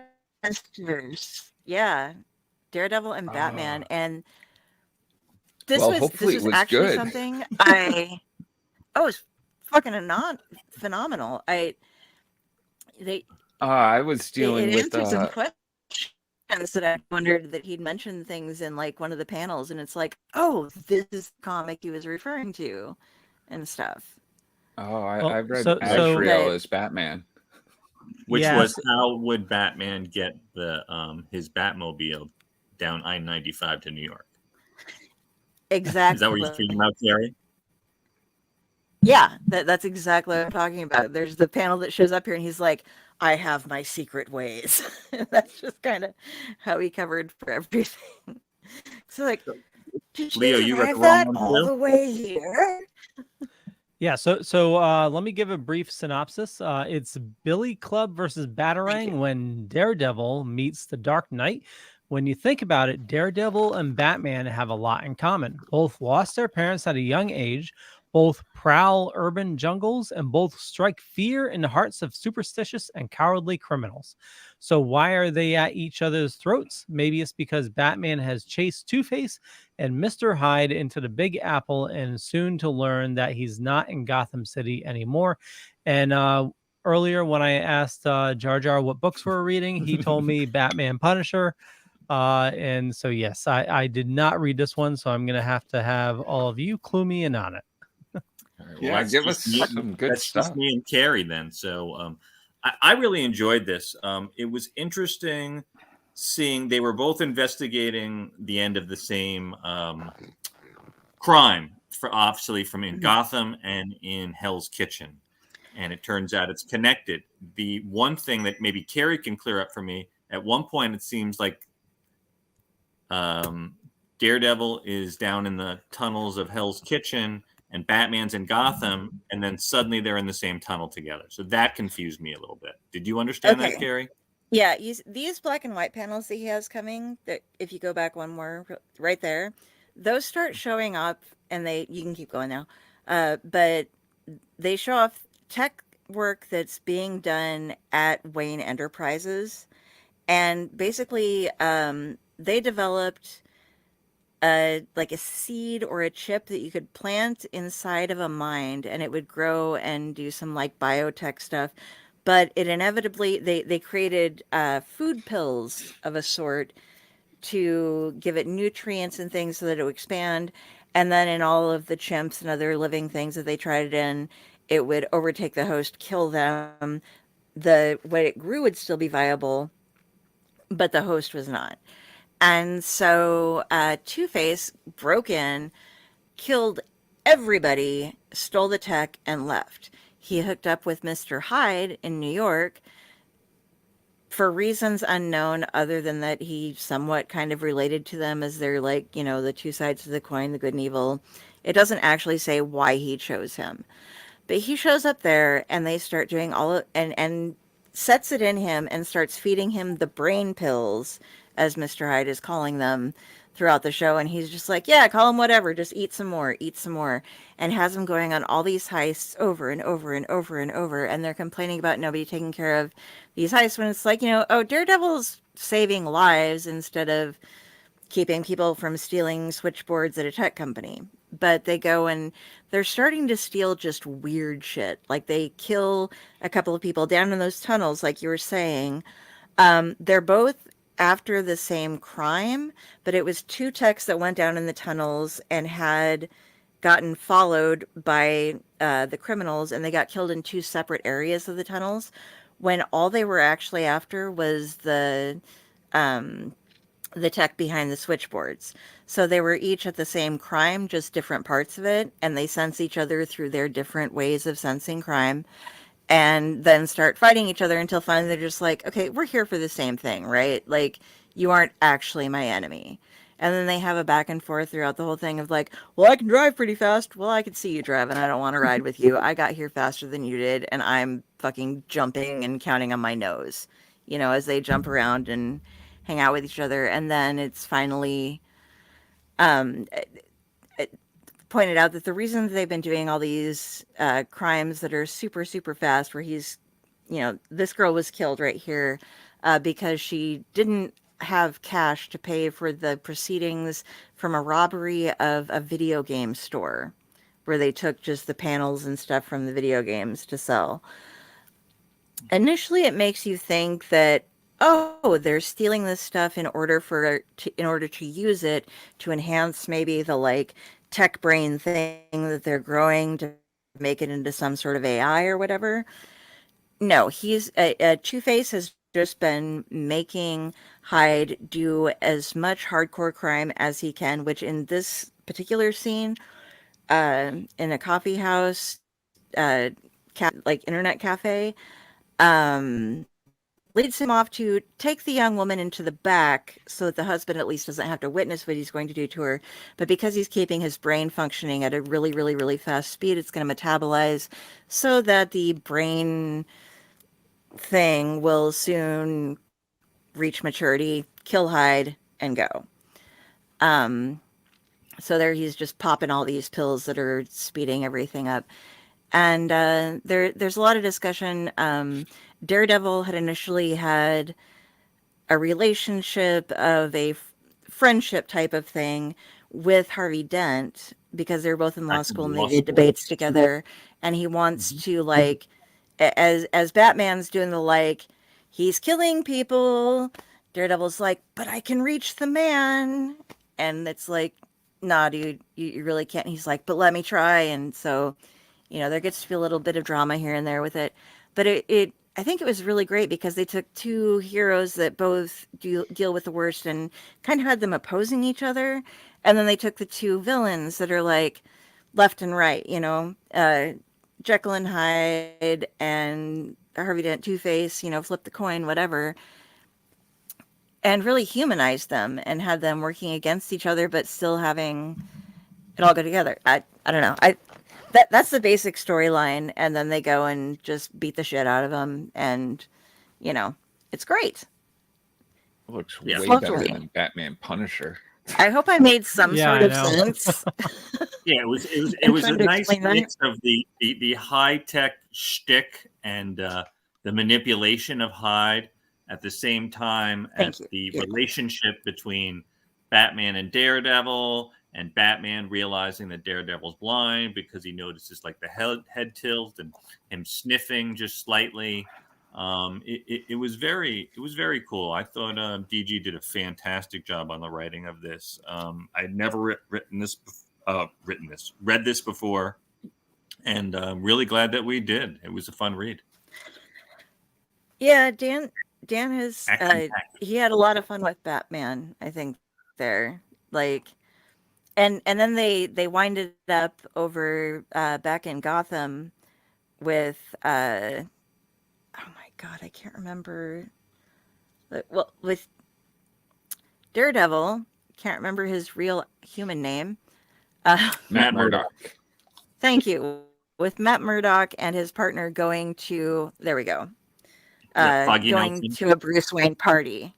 So they're looking to find some maybe clients in Gotham City, and Bruce is like, and he's like, I figured out who you are because, well, Daredevil's like, oh, I figured out who you are. Your distinctive heartbeat and your breathing patterns and blah, blah, blah. And he's like, oh, I didn't know you were blind. You should stay out of Gotham. Okay. The kid little hints like, I know you are. It was a strange ending because they seemed to, for the most part, respect each other through the whole fight and everything. And Bruce is kind of a dick at the end. And cool, Daredevil's got this like smile. He's like, "Are you daring me?" Because that's what Daredevil. He's got like the Loki smile from Sandman series, kind of, or well, not even Loki. It's almost more, but yeah, it's like, I'm going to come to Gotham now just to fuck with you, Batman. Because he's been written quite a bit times that he likes to push the envelope, even when unnecessary. So it was kind of nice to see that his face. I just got it. Like, are you daring me? Confirming absolutely.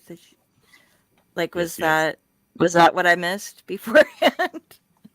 I think so. I'm smart. I got the entire rest of it right. I missed that line. It was the last one in the fucking comic, but I missed it. Okay.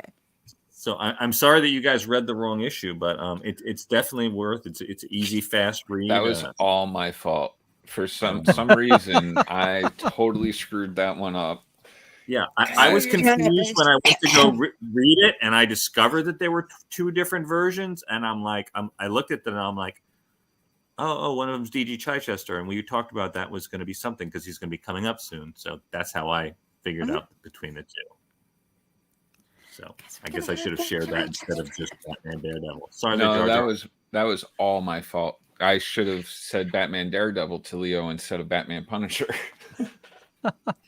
No worries, no worries. No, we had to read a story with Azrael as Batman, and I'm not a big fan of Azrael as Batman. Actually, I read the other one another time. Oh, you read the other one? Yeah, and that's not good either. Oh, so we've read 4 different comics tonight. Yeah, I was reading the I started the Azrael one, and I'm like, wait, this isn't Batman. This is like, and I'm like, oh, the other one's Batman versus Punisher, because that must be the one we need to read. So when I think of Azrael, I think of Gargamel's cat, and so I'm like, Azrael is. Well, what we need to do is we got to list the books in up base. What we got to do is we got to rate this and end the show. I did actually, Leo. So you can't say that they weren't there. They were there. Oh. No. I went in there. Okay, but let's end the show. You can look at it later. No infighting on scene. Okay. All right, so I'm going to start rating. So the Captain America Batman book, I give a 4.25. I really enjoyed that with John Byrne. And for the second book with DG Chichester and Batman and Daredevil, I am going to go a little bit higher at 4.5. I enjoyed that story just a little bit more. So that was my feeling for the night, and I'll move along. Okay, Jar Jar. I'm going to give Captain America Batman a 4.75. Oh, wow. The reason it doesn't get a 5 is the same reason that it's only a 4. Well, I love the art, but the art was a little goofy. So, like, it just, while I enjoyed the story and found it very cute in many parts, I couldn't totally get sucked in all at once, but it was great. I definitely recommend it to, well, I already have recommended it to a few people, but I would definitely recommend it to anybody who's looking for something kind of light and just, I don't know, different, a one and done. And I can't rate the other one because I mistakenly did not read it. Well, rate the Punisher one. Oh, the Punisher, I would give it like a 2. There we go. Yeah, it was rough. Azrael is not a character for me. I hate that he's always like praying or talking to himself in weird ways, and I don't know. It just throws his whole dialogue throws me off, and it's boring to me. Saint Dumas, yeah, Saint Dumbass. But anywho, Okay, Kari. I go with Cap and Bats as a 425. I'm there with. I liked it. It was super fun.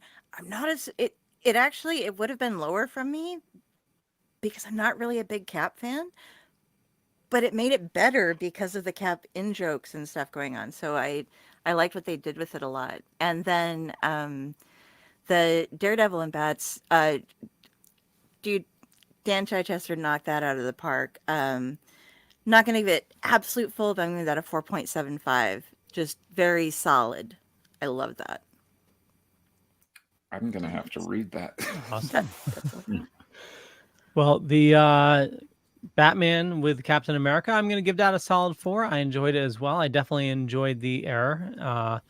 But the Batman Punisher, the one I read, I'm going to go with a 2 as well. That was...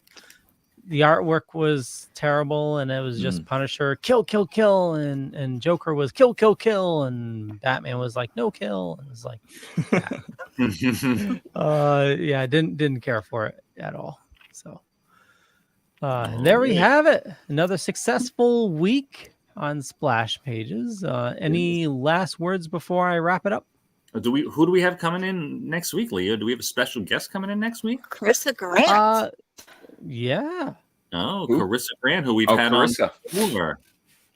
on before. She's been on twice. Twice? Yep. No, she's been on our show once too. Is have that her one? Yeah. I'm mixing it up. I've seen her on like 15 different shows, to tell you the truth.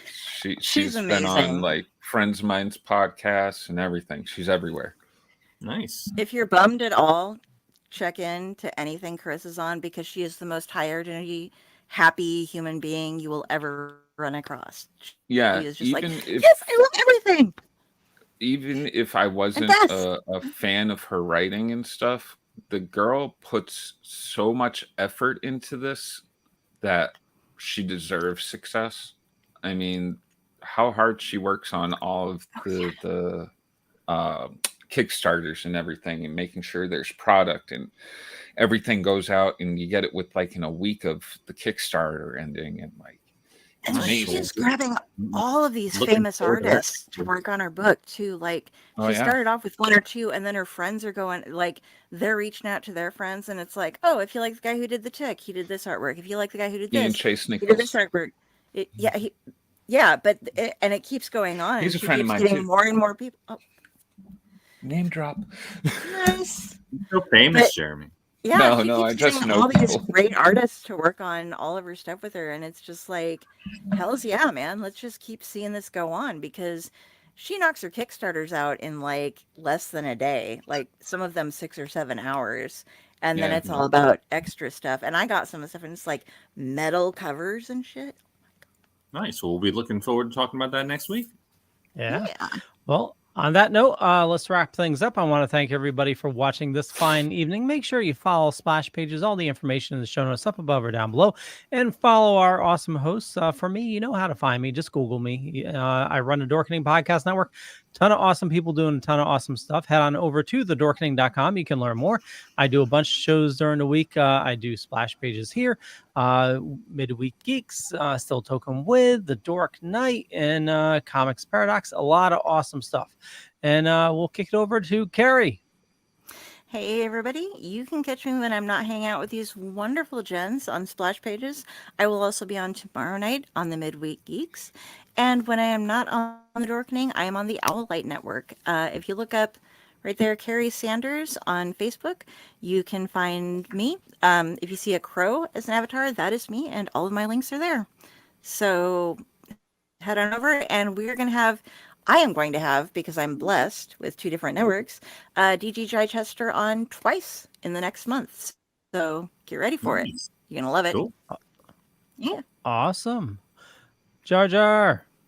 Hey, come follow me on Facebook, Jeremy Courtney. Come check out Comic Book Lovers, Buy, Sell, Trade, and Auction House on Facebook. And we're up to, I think, 24,000 members now and counting. Check out all the great shows we're on, and I believe at the beginning of October, the re-education of Nancy Ann Ritter will be dropping. So there's that. Sweet. Awesome.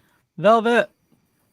Hey, it's your man Velvet J on another award-winning Splash Pages Comic Book Club as we wrap up another fun episode. And if you ever want to just follow all my internet reels and such like that, Facebook, I'm Rich Davis, Instagram, Velvet Joker 2021, and on the TikTok, I'm Velvet Joker 1. And have a good night. You are the only one. Night, everybody. Bye.